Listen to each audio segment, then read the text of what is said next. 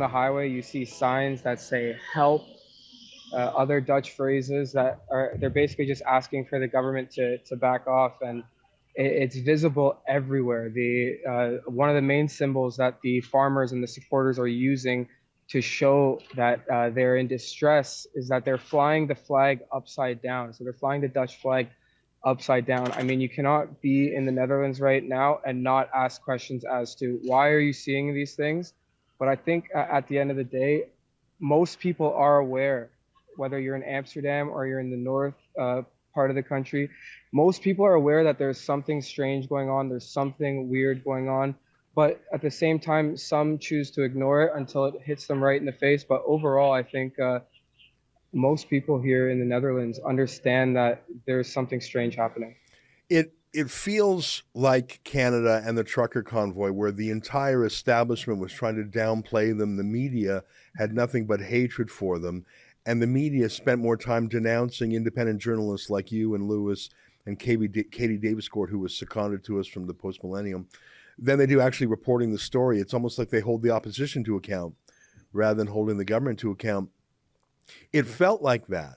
One of the divides in the Netherlands is between the country parts, rural parts, and the city. I don't think you saw that divide in Canada because the cities were locked down hard and the cities were tired of the lockdowns too. In the Netherlands, it's the farmers who will pay the price. And I think some city folks sort of forget, they feel disconnected. You know, that truism, no farmers, no food. If you think, well, I'll just order groceries delivered, or I'll just order DoorDash, you forget that food came from somewhere, and you may be in downtown Amsterdam, a very urban person, but if you get rid of your country's farmers, you're in for a tough spot. Yep, absolutely. But to our surprise, so that was the narrative we were hearing, right?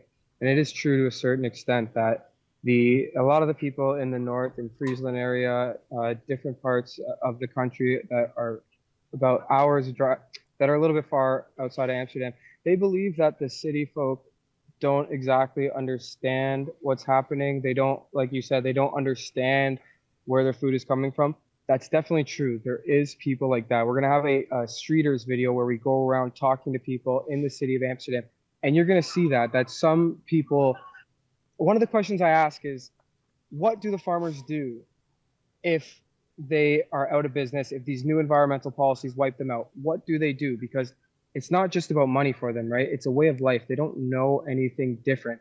So to my surprise, a lot of the people here in Amsterdam actually understood that, but there's definitely people, as you will see in the video, that just think, do something else, find another job. We spoke to somebody that was an IT guy, and he said, yeah, that's what I do. They can get into IT. I just don't think that they totally understand the way of life for the farmers. And the fact of the matter is that I've mentioned it before, these farmers, a lot of them, it's been in their bloodline. The land has been in their bloodline. The work has been in their bloodline for generations. And now the government basically just wants them to give it up. Yeah. So it's so easy for some people to say, yeah, just find something else to do, but it's just simply not the case. What you just saw was an excerpt from my nightly show, The Ezra Levant Show. Every weekday, I do a monologue. Usually it's about half an hour. Then I interview an interesting guest, and then we read my hate mail or my fan mail, whichever is more fun. It's only available behind a paywall, though. That's how we pay our bills here at Rebel News. We don't take a dime from Justin Trudeau. But the good news is it's only $8 a month, about half the price of Netflix. And in addition to my nightly show, you also get weekly shows from 4 other friends here at Rebel News. So you're getting 36 shows a month just for $8. I think it's worth it.